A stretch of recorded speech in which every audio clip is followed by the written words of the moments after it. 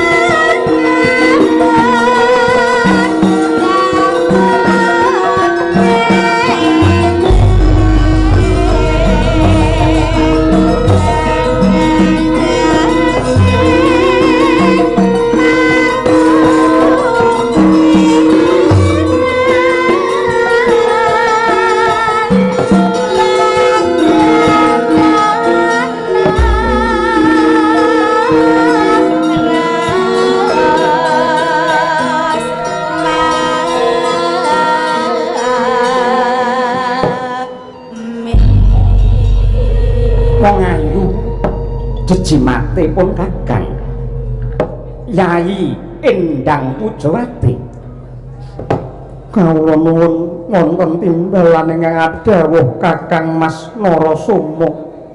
Yayi aja mangu-mangu rasamu, katresnan kang ngrembuyung iki ayo dirabuk bebarengan supaya saya ngrembaka lan bisa awoh jatining kamulyan. Nadyan jagat gumelar akeh wanita ingkang sulistya nanging ya mung sliramu ingkang kuwawa ndungkel katresnan jati ingkang tumanem aning jejantunge Narasoma. Pujawati ya generi palungguhan iki tangkepmu marang pun kakang tik beda kelawan padatan ndak sawang polatamu katon rengmu. Apa sliramu isih tida-tida marang kasetyane Narasoma? Kakang ngaturaken panuwun dinejeng ngandika paring tetesing katresnan suci dumateng kula nanging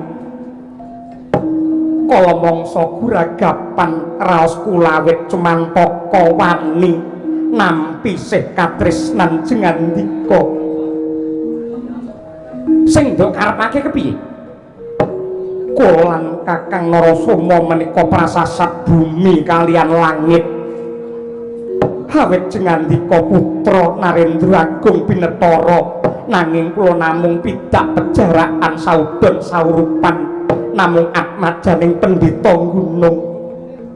Menapa mboten paribasan cebol gayuh ngawiyat uta ngitung lintang menawi kula ngantos nandukaken rasa tresna dumateng jengandika Kakang Narasoma. Wong ayu aja kedawa-dawa kang dadi ucapmu.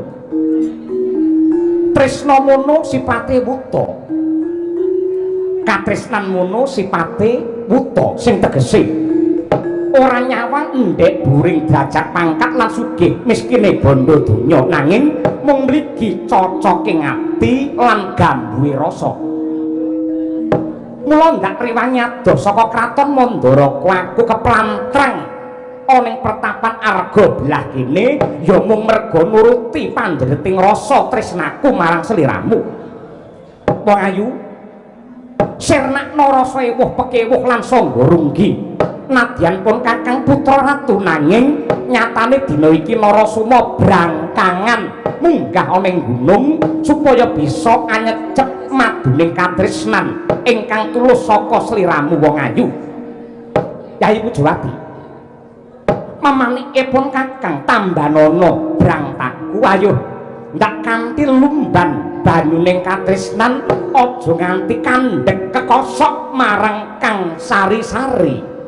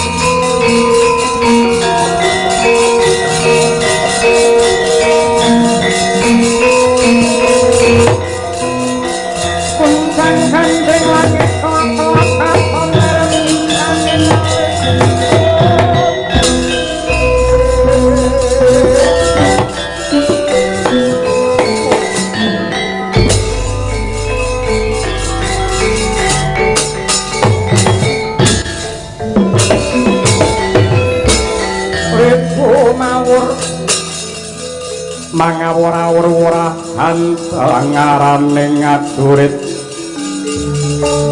kang meguru angsa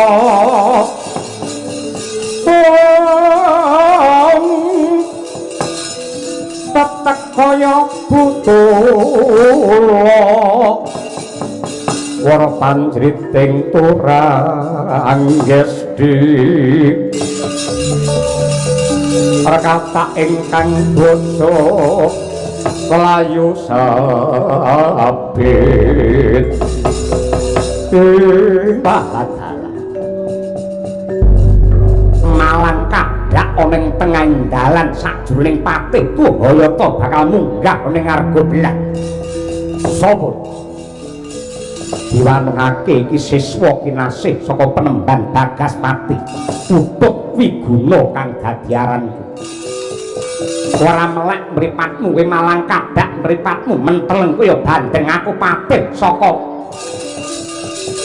negara Madras ora ditata krama ora tau diajari marang Udanegara karo sesembahmu karo gurumu Bagaspati kudune yen pancen ngaku Sentana Praja kowe sing nyontoni marang bab sing becik nyontoni babakan kautaman lan uga tata krama wong isoran iki mung manut karo sing dhuwur yen sing dhuwur ngajeni karo sing isor yo ngurmati ning dhuwur yen kowe mung butuh karo gawe gendro gawe geger aku yo wani karo kowe aku ora duwe tungan karo kowe ora duwe perkara karo kowe aku butuh ketemu karo gurumu Resi Bagaspati iki wanci tengah wengi panjenengane nedengi manjing ana ing sanggar pamujan Tanwurunga meminta marang Syekh Nugrane Hyang Agung yen pengin ketemu sesuk-esuk aku ki patih aku ora peduli yen nganti kowe ngalang-alangan lu bakal pinanggih kelawan Resi Bagaspati apa kelakon ana murid pertapan Argoblah dadi pengewan-ewan sapa sing dadi kuwanda wah darat perkara tenan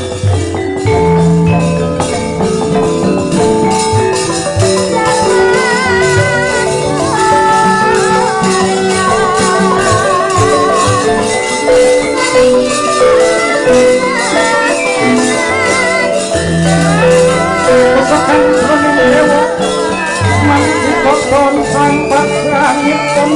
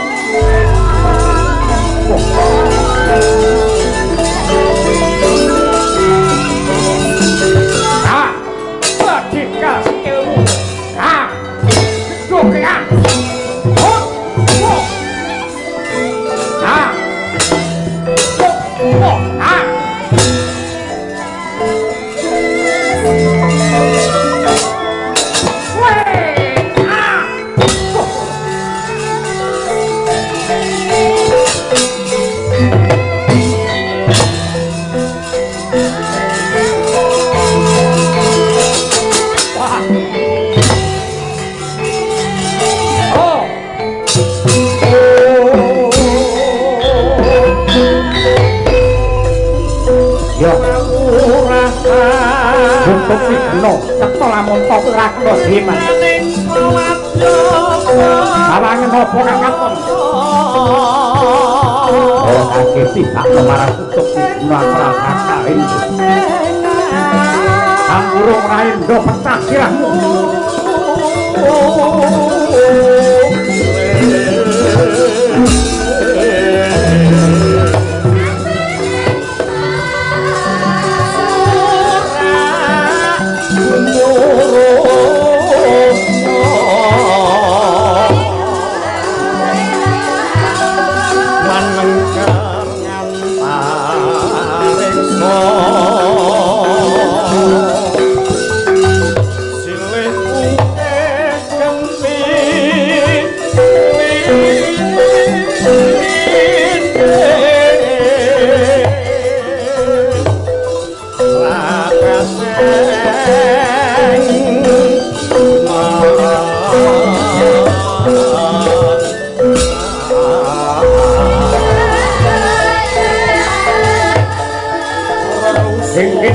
Patimu Untuk Wigena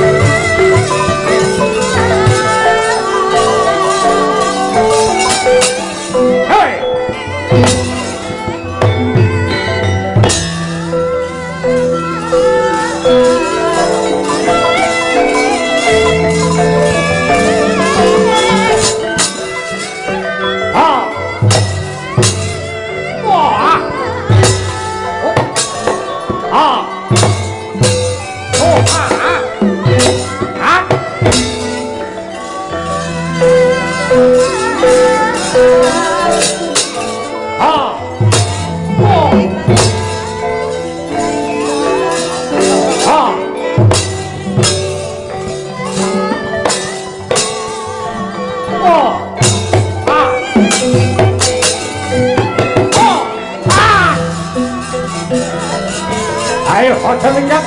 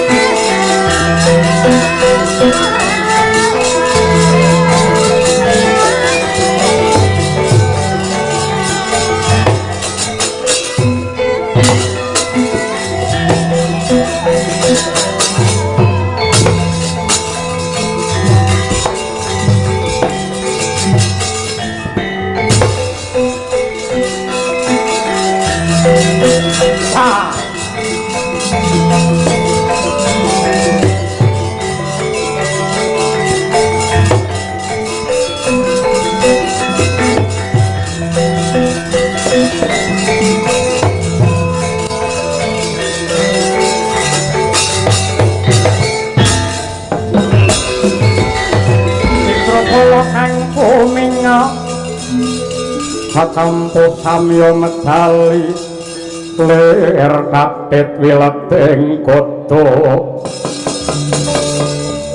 dak wangkung manguncang niti Suramrata Jayamrata gerbeten aku ayo sak anane putra siswa saka ing pertapan Narga Belah maju bareng Patih Tuhayata kang dadi tanding. Iki ana wujude Denawa sing dandan cara Brahmana sapa? Nuwun pangapunten Raden Patih. Kula ingkang dipun sepuhaken wonten ing pertapan mriki nami kula Bagaspati. Lah iki sing tak golek.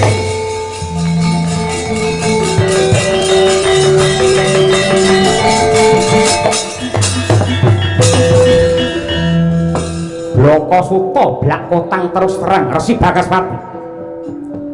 Anggonku munggah ana ing Arga Belah. Yektine diutus dening sesembahanku Narendra ing Mandaraka Prabu Mandradipa ya Prabu Mandrapati. Apa bener kepara nyata lamun ta putra Ratu Mandaraka Anggir Narasoma sambung katresnan kelawan anakmu wadon sing jenenge Pujawati? Inggih pancen kados mekaten. Lah dalah Ripalungguhan iki perintah tunggal saka sesembahanku. Kowe kudu bisa medhotake katresnane bocah loro ki mau. Ibarate kaya langit karo bumi ing atase putra ratu kok nganti gandeng katresnan kalawan anake Brahmana gunung tur sipate buta kaya mangkono. Yen nganti ora gelem megatake katresnane cah loro, aja gelo, aja cuwo ing pertapan lak dadekke bumi angus.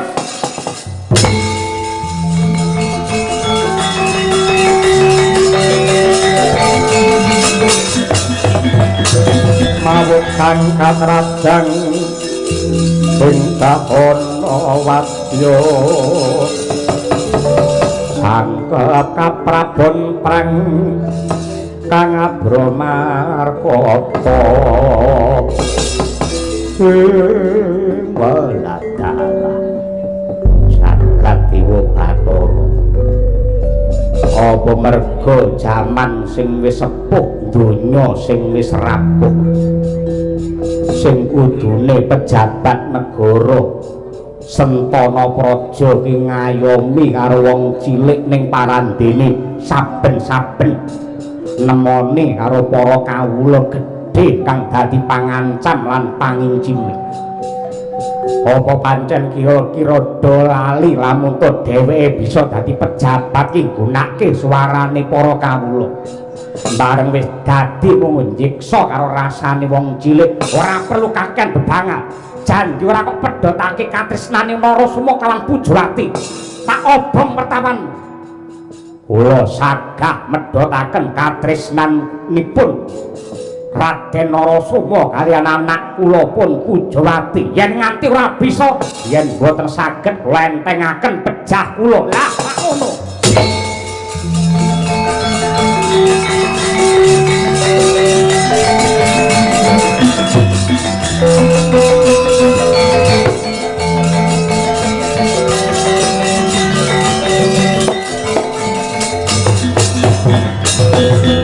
Sabda Brahmana Raja, sabdane pandhita pangandikaning ratu kudu sepisan dadi. Yen nganti kowe lincating janji ora bisa medhotake katresnane bocah loro, kowe njaluk mati. Nggih. Sanes sinten-sinten ingkang mejahi kula piyambak mangke ingkang badhe ngrampungi gesang kula. Aja mung dadi janji, aku butuh bukti. Kula buktekaken.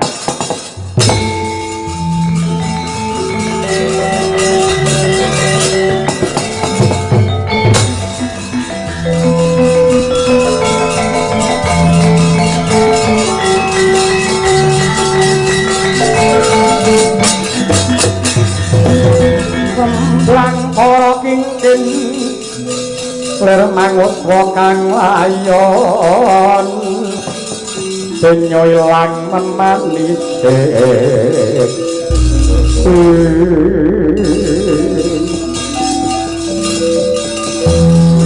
Gusti kang moho agung mugi paduka paring pepayung dumateng titah paduka kula pun Bagaspati.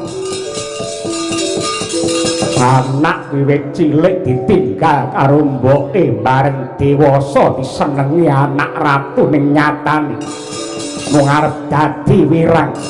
Yen bocah loro ora tak antep katresnane tan murunga bakal landang nyawane Bagaspati.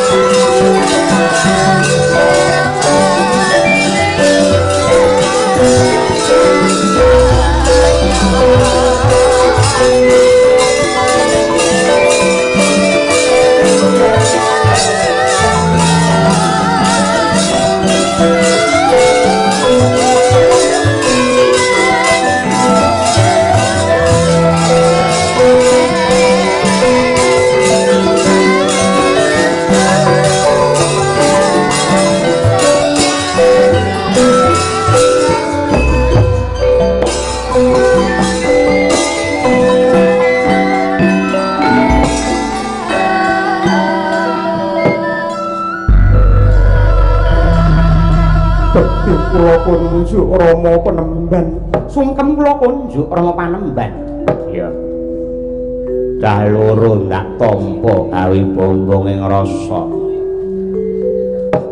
Angger Narasoma kula mboten maido sing jenenge wong duwe rasa tresna nadyan mung pisah sedina wae kaya setahun. Kala mangsa mboten mulat kalian glagat lan swasana ing atasipun pertapan Arga Belah diancam dipun incim bilainipun dening tiyang sanes parandene wong tresna ya tetep karon sih kados mekaten. Mula saking menika Gandeng Pujawati menika anak kula namung setunggal sifat pawestri. Ripalungguhan samangke kula betah katerangan. Anak kula rinten dalu mang parani niku hajeng mangpek apa mung arep hidulanan.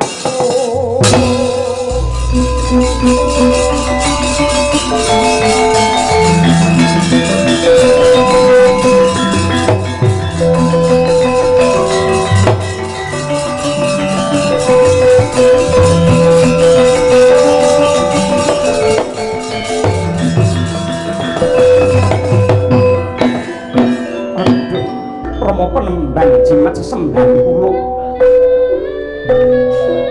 Monggo klaturi bengkah dada kula mendhet jantung kula. Ingkang dados mutiaraning rasa mustikaning manah mboten wonten sanes kejawi namung Yayi Pujawati.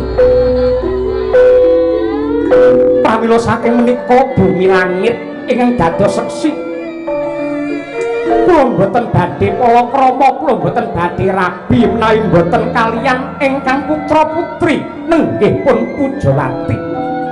Pramila saking menika nibaratipun awrat kadinyangga gunung tebih kading langkai samudra kanthi sakwating tenaga lan sisaning nyawa kula katresnan kula menika tetep badhe kula antepi Panemban.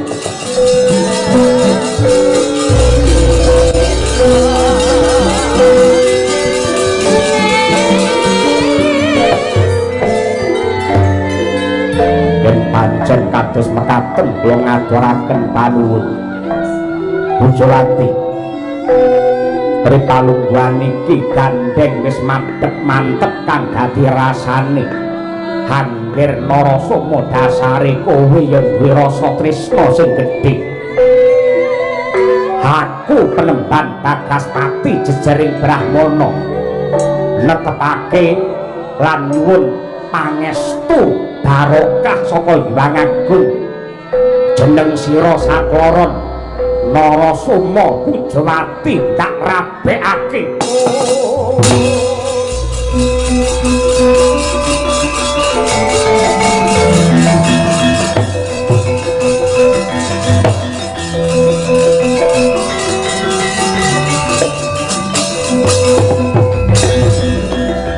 Aturaken panuwun Bapa Resi. Kula nyuwun pangestu panjurung. Ya. Ripalungguhan iki Pujawati maragake kowe cecawis sesaji ning sanggar pamujat. Angger Narasoma. Pun inggih kados pundi Rama Panemban? Monggo samangke jengandika kula dherekaken manjing wonten Sana Panembah. Wonten bab wigati ingkang badhe kula aturaken dumateng jengandika.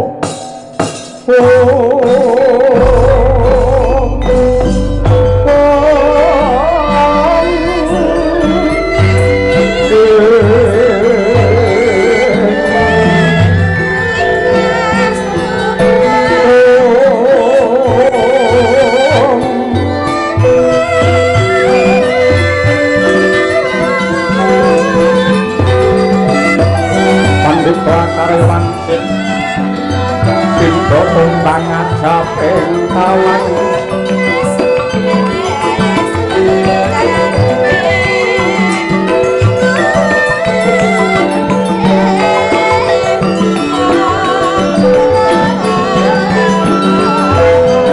angin nguntinggoni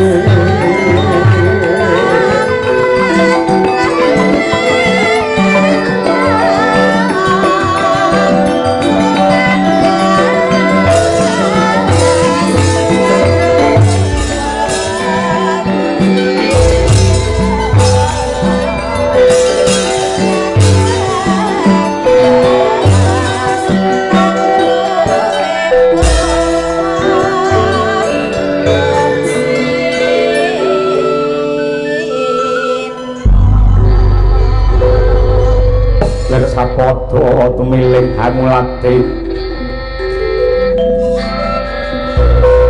puspita metemindah kang warni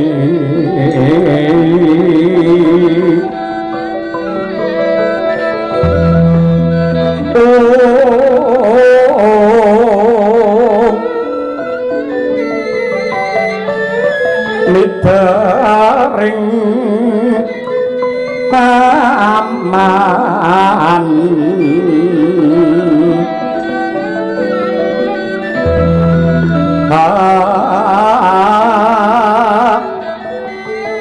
non kang sekarwar siki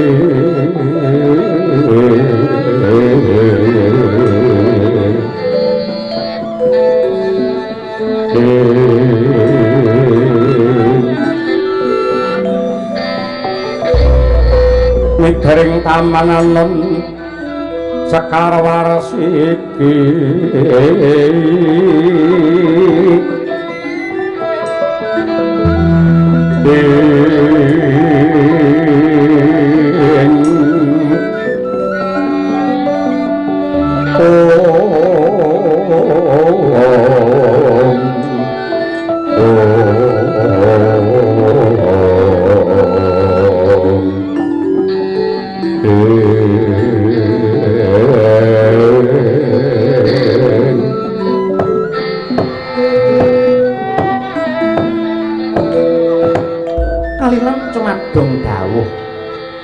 paduka nganti dumateng ingkang putra mapan wonten ing sanggara pamujan Rama Penemban Hangger Narasoma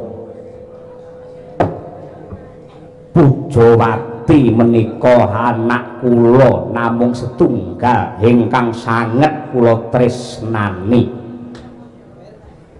lare menika wiwit dayabang sampun dipun tilar kalian ibunipun mila sakyating tenaga kula glawentah ngantos diwasa lair lan batosipun dinten menika Pujawati sampun dados garwa jengandika lan kula boten wani menggak awit kula boten tega ningali anak kula ceklek batosipun karana kapegataning sih mila dene samangke kula nitipaken Pujawati dumateng Angger Narasoma lan sisan damel kinarya tandha tresna kula dumateng jengandika monggo kula aturi nampi pusaka wujudipun keris dapur tilam sari pamoripun udan mas kulaturaken dumateng jengandika Angger Narasoma minangka tandha katresnan kula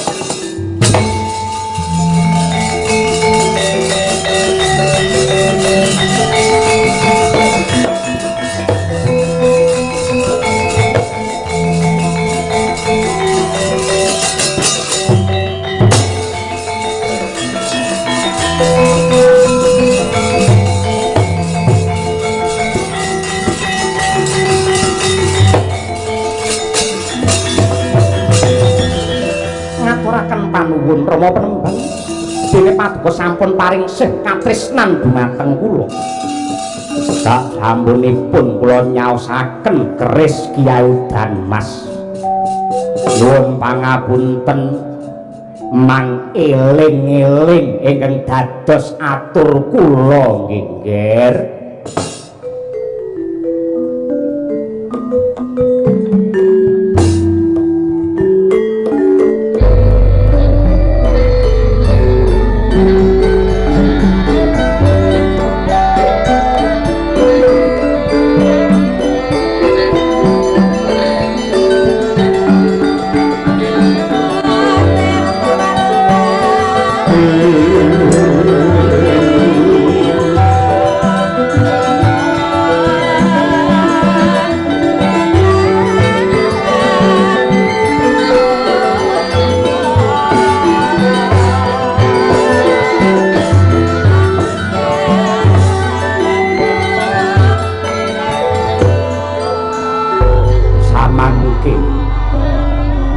kejawi Kyai dan Mas kula ki badhe nitipaken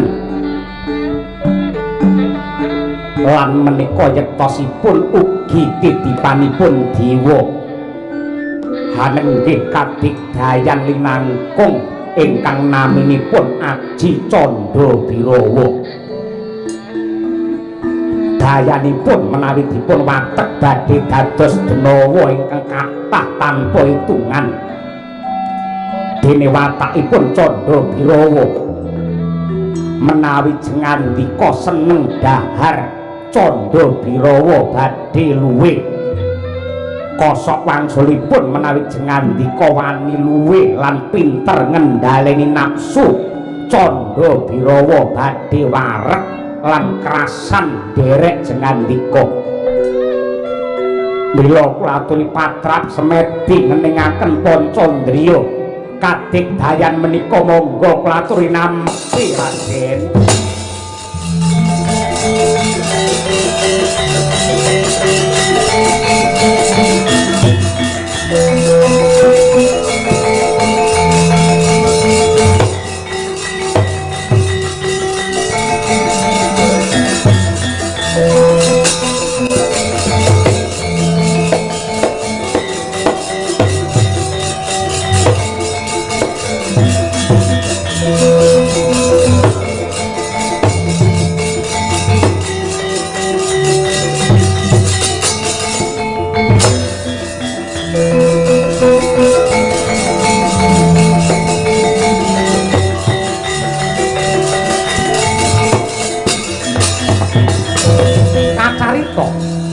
Aji Candra Birawa setunggalan dumateng Raden Narasoma parandina ana kaelokan ana gandha merbak arum nganti kaya banjaran sari ing langit ana kaluwung ingkang mlengkung yekti dadi dalan Sang Batari Darmastuti Batari Darmastuti ingkang metuk Kondurira ingkang garwa nenggih Resi Bagaspati ing kasuwargan mangkono Sang Resi Ca saka Pandulu seda muksa musna ilang sakragane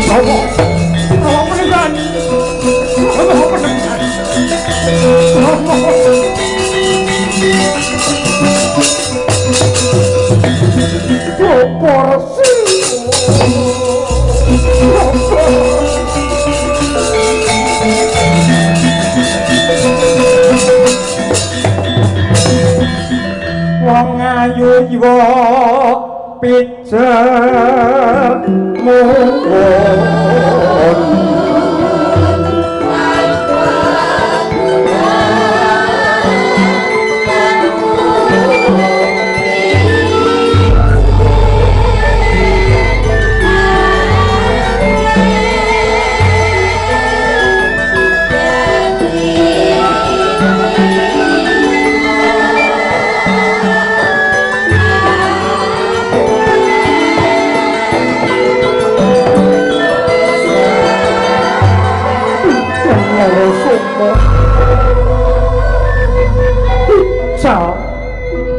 sapa Resi Bagaspati tanpa tilas.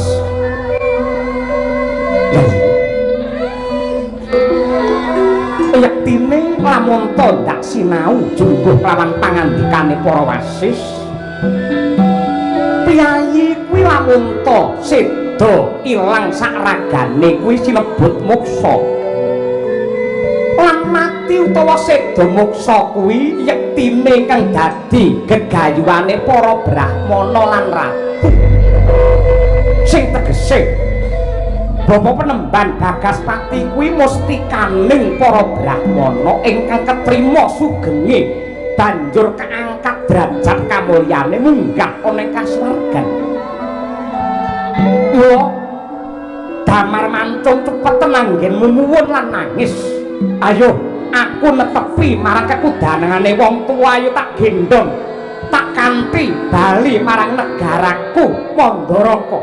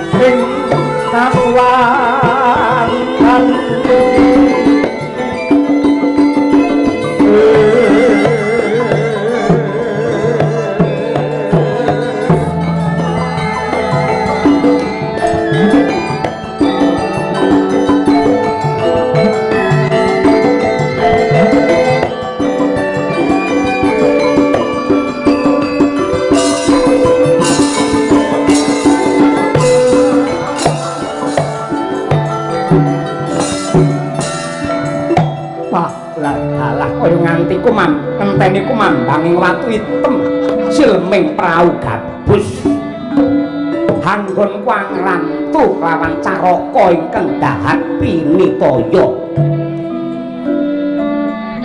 Patih Tuhayata piye kabare? Inggih kalan matur sisip nyuwun Gusti Samudra pangaksami awit saking pangestu paduka kula kelampahan minggah wonten ing pertapan Arga Belah lan pinanggih kalian Resi Bagaspati.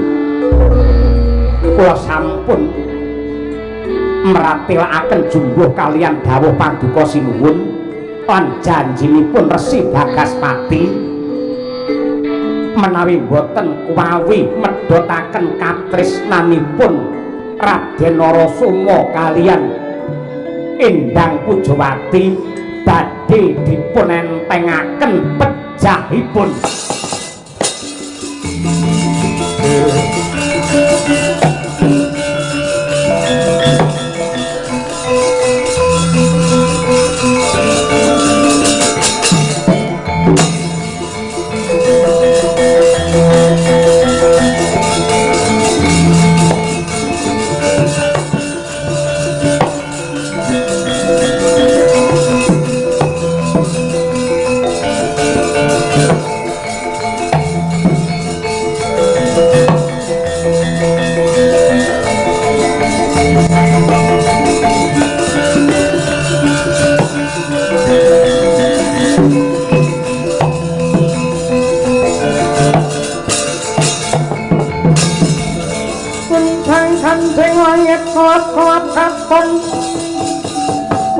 Kincanging alis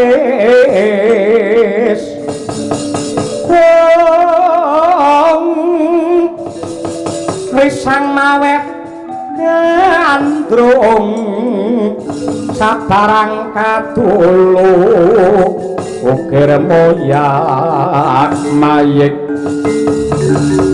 saking tias bali wur lumaris sang gandrung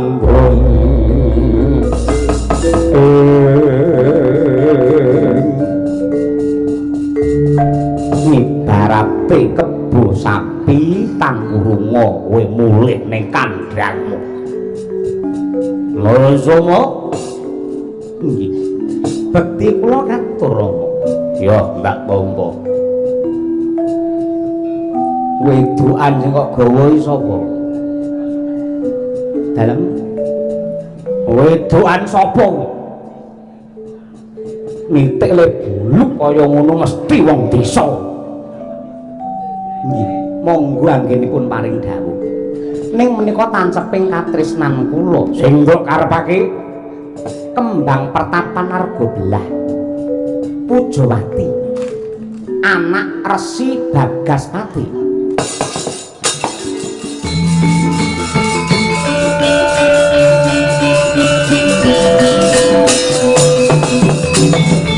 Yen ngono pendhita buta kuwi selaking janji.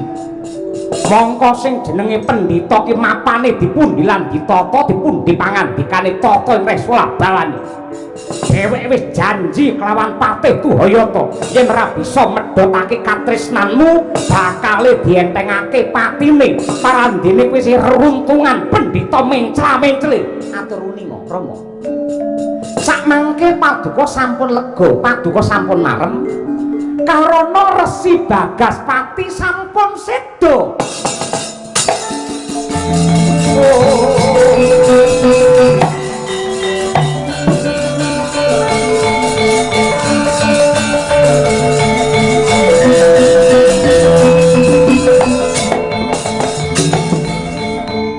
Menika ingkang paduka kersakaken. Resi Bagaspati nglilakaken sugengipun kangge kamulyanipun anak. Resi Bagaspati ngurbanaken sugengipun kangge kamukten lan katresnanipun anak. Gandeng sakmangke Rama Penemban Bagaspati sampun seda tegesipun katresnan kula kaliyan Yayi Pujawati tetep langgeng lestari. Nuwun sewu. Paduka nate paring dawuh. Golonganipun menungsa menika wiwit saking inggil ngantos mangandhak menika yektosipun pinerang dados sekawan. Ingkang inggil piyambak menika golongane Brahmana, angka kalih golongane Satriya, angka 3 golonganipun Wisya, angka sekawan golongan Sudra. Nadyanto blegeripun menika yaksa nanging Resi Bagaspati menika Brahmana. Menapa kinten-kinten paduka wani nglampahi kados Sang Bagaspati nglilakaken gesangipun kangge anak-anakipun tegese ora mung dadi wong tuwa sing golek menange dhewe. Aduh Pati. Oh. Wah.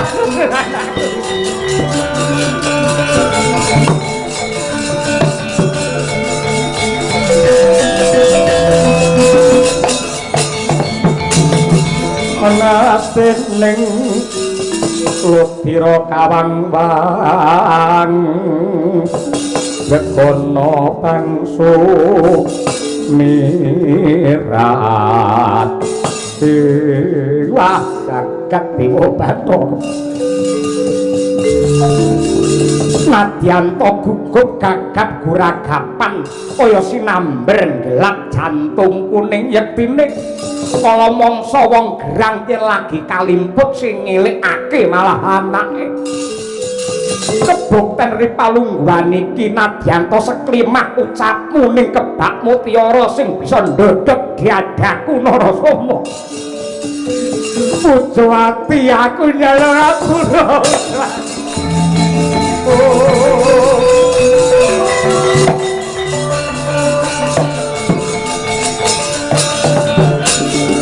aku mung bisa ndongaake muga-muga wong tuamu Si Bagaspati mulya wibawa ana kasuwargan langgeng.